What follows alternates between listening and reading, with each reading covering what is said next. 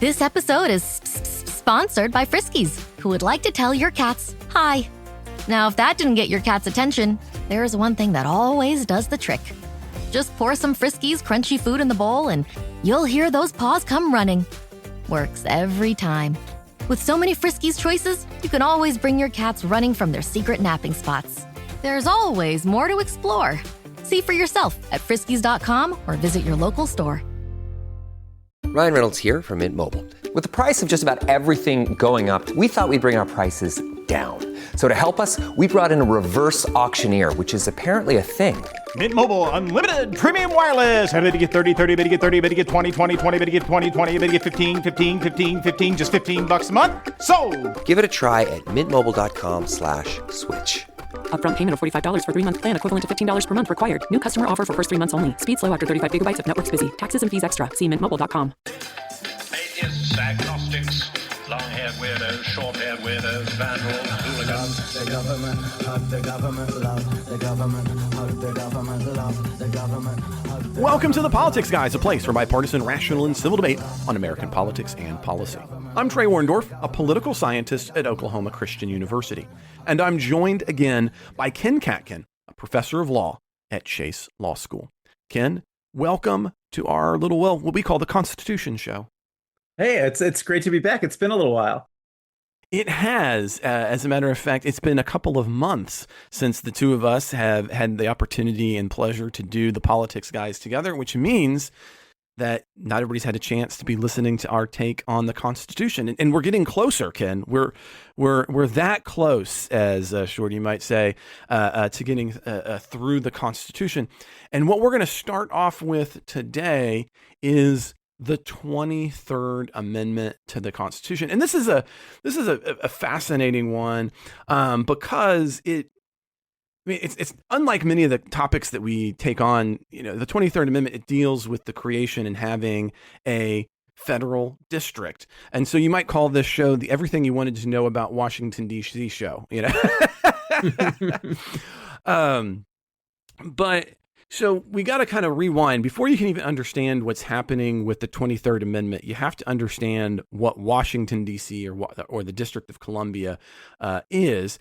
And so what we're going to do a little bit is we're going to rewind back in time today, back to 1790. So under the Articles of Confederation, we didn't have a permanent capital in the United States, and instead Congress actually met in a variety of cities, including Philadelphia and New York very prominently at that time.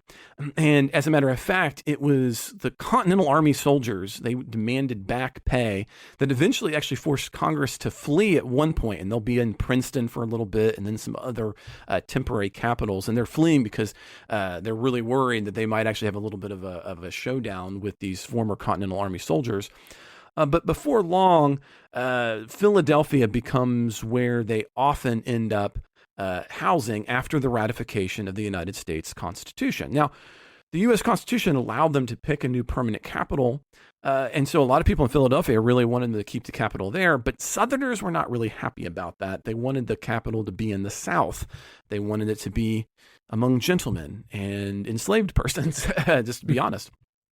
So what do? Congress can either pick a city or, and we've actually talked about this a couple of years ago now, under the power of Article 1, Section 8, Clause 17 of the U.S. Constitution, Congress could create a district. The Constitution there says, quote, Congress has the power to, quote, to exercise exclusive legislation over such a district, not exceeding 10 miles square, as may become the seat of government of the United States, end quote. So this really just kind of sits there and percolates. But once again, we're going to fixate there on 1790. Here's the problem. Northern states wanted the federal government to assume Revolutionary War debts, and Alexander Hamilton's plan did that and was going to build a new economic America. Southerners weren't hugely fond of that plan, in large part because they had not experienced as much of the fighting and therefore didn't have as much of the debt. And they saw this as basically a bailout for northern states. But what they were very keen on, and they thought it would be important, was to make sure that the capital was Southern. And so This episode is brought to you by Starbucks. Smooth, bright, deliciously crafted. Introducing Starbucks Sansera Blend, their smoothest, brightest coffee yet. It's a new kind of light roast, one that's packed with so much flavor, it shines no matter how you brew it. So go ahead and try it hot, iced, black, or with a splash of creamer.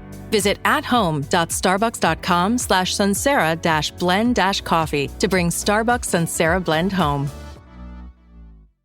My cat Freddie loves to be brushed and cuddled. But stirring up his cat allergens meant sneezing and itchy eyes. Then I found Purina One Live Clear. It's cat food that reduced the major allergen and my suffering in as little as 21 days. Now, we feel closer than ever. If you have issues with cat allergens, you really need to try Purina One Live Clear. Try new Purina One Live Clear today. Purina One, a difference from day one. You have Madison and Jefferson, who really want the capital in the South. You have Alexander Hamilton, who wants the Revolutionary War debts to be absorbed. And so the compromise or the back deal or the room where it happened, Ken, as it is for those of you who like the Hamilton play, resulted in a new national capital being built on the Potomac River between Maryland and Virginia, a spot that then was very sufficiently southern, and it would be originally 100 square miles. Now, today, the capital is no longer a square. Just a little interesting aside here for my little geographical-minded listeners. I like geography, Ken. I don't know if this comes across all the time, but it is. As a matter of fact, in 1846, one portion of that D.C. square, the portion that was ceded by Virginia, what is now Alexander County, was retroceded back to Virginia because they worried it would become a center for abolitionism. And Alexandria was actually a major slave trading center. And there really wasn't much else to the economy of Alexandria at that portion in time besides the slave trade. And so there's all these economic reasons to make sure that doesn't happen. It also, and this is what we're going to be talking about in a minute, it also gave Virginia additional votes because more people would then be living in Virginia, and those individuals wanted to have representation in Congress because this federal district that's created would not end up having that. Now, we'll get to that in a second. I do want to mention just for a minute, it's good history. Talk to students about this on the frequent. Unfortunately, I have to interrupt myself and Ken right there because that brings us to the end of our ad-supported preview of the Supporters Exclusive show. So I don't want you to have to go away without hearing the rest of what Ken and I have been talking about here with the 23rd and the 24th Amendment. I would absolutely love you to get to continue that conversation. But to do so, you have to become a supporter of the Politics Guys. So if you head to the show notes, you can subscribe right now and get access to this Constitution show with me and Ken as we cover the 23rd and the 24th Amendment. But you get more than that. Ken and I have been covering these for several years. We're going through the entirety of the U.S. Constitution. And when you become a supporter, you also get access to our complete back catalog of all our Constitution shows. But not just what Ken and I have done.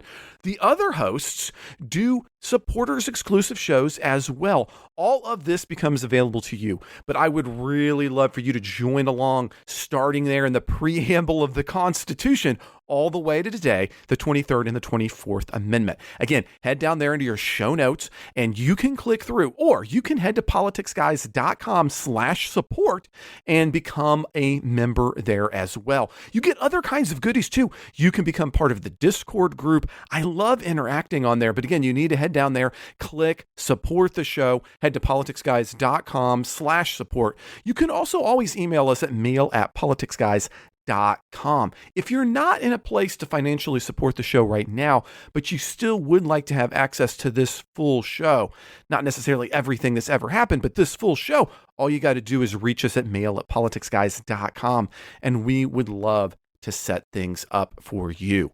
As always, our most special supporters are those at our executive level producers. They are just amazing, and they make this show happen. And so I want to call them out right now.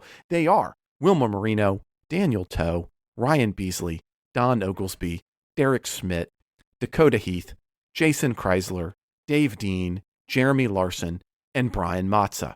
We'll be back this weekend with a full show for everyone. I hope you'll join us then.